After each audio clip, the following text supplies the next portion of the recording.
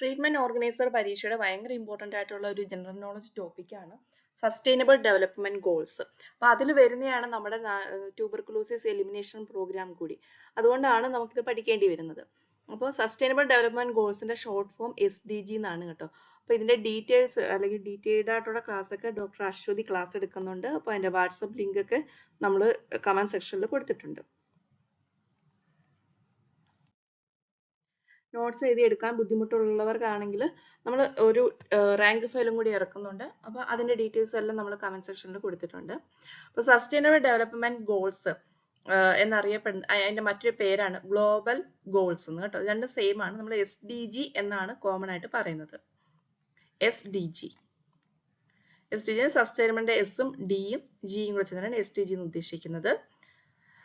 ഇത് 2015 United Nations it is adopted by United Nations in the 2015 as a universal call to action to end poverty. അതായത് ദാരിദ്ര്യം നിർമ്മാർജ്ജനം ചെയ്യാൻ വേണ്ടിയിട്ടും നമ്മുടെ പ്ലാനറ്റിനെ സംരക്ഷിക്കാൻ വേണ്ടിയിട്ടും, അതായത് 2030 എല്ലാം നമ്മളെ ലോകം മുഴുവൻ സേഫ് ആക്കാൻ വേണ്ടിയിട്ട് UN 2015 കൊണ്ടുവന്ന ഗോൾസ് ആണ് സസ്റ്റൈനബിൾ ഡെവലപ്മെന്റ് ഗോൾസ് എന്നറിയപ്പെടുന്നത്.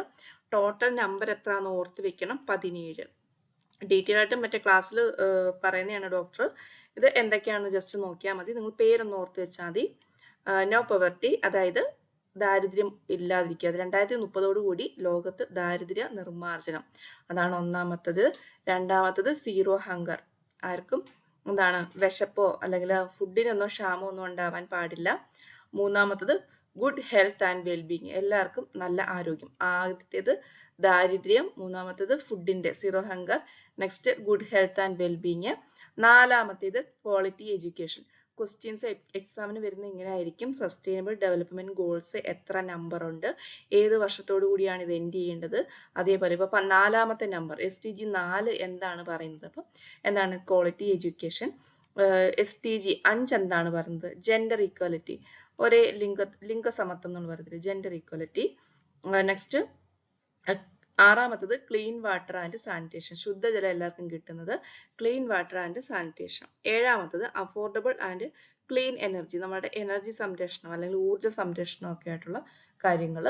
അടുത്തത് decent work and economic growth, നമ്മുടെ വർക്കുമായിട്ട് ബന്ധപ്പെട്ടുള്ള ജോലി സംബന്ധമായിട്ടുള്ളതാണ് 8 വരുന്നത്. ഒമ്പതാമത്തത് വരുന്നത് ഇൻഡസ്ട്രി ഇന്നോവേഷൻ ആൻഡ് ഇൻഫ്രാസ്ട്രക്ചർ, ബിൽഡിങ്ങുകളുടെ നിയന്ത്രണങ്ങൾ അങ്ങനത്തെ കാര്യങ്ങൾ ഡെവലപ്മെന്റ് ആണ് 9 വരുന്നത്. പത്താമത് വരുന്നത് റെഡ്യൂസ്ഡ് ഇൻഇക്വാലിറ്റി. അടുത്തത് സസ്റ്റൈനബിൾ സിറ്റീസ് ആൻഡ് കമ്മ്യൂണിറ്റീസ്. 11ാമത് വരുന്നത് സസ്റ്റൈനബിൾ സിറ്റീസ് ആൻഡ് കമ്മ്യൂണിറ്റീസ്, സാമൂഹികമായിട്ടുള്ള കാര്യങ്ങൾ.